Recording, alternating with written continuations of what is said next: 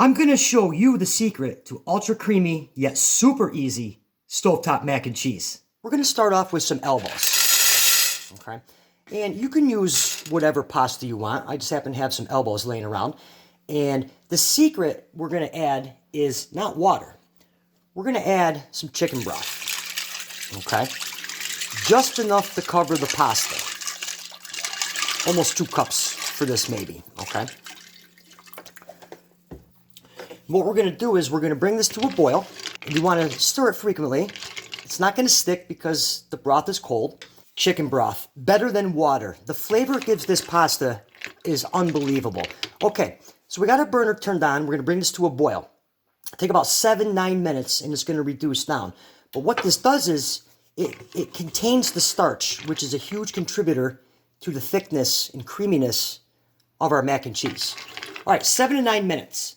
Okay guys, so it's come up to a boil. It's not sticking, but you just want to stir this often. And like I mentioned earlier, 7 to 9 minutes. Okay guys, so it's been about 7-8 minutes, and you can see here how this has completely reduced down.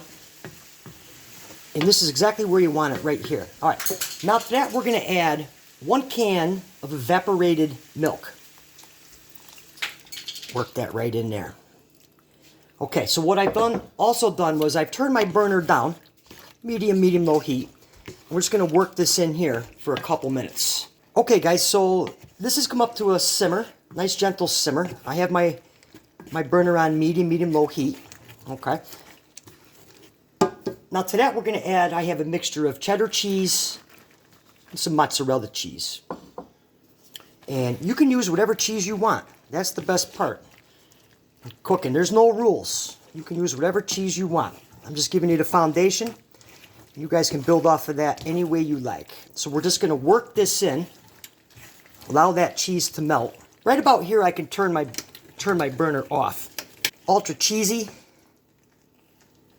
super creamy.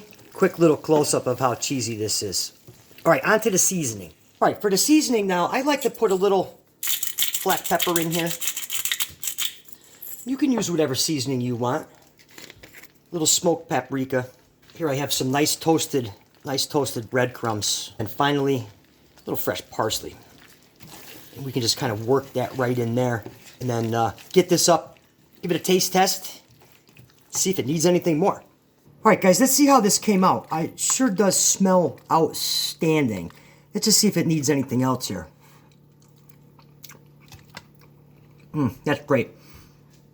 I could probably add a little more salt to it, to be honest with you. It did come out a little bland, but you can always add more seasoning to it. Better to add less than more.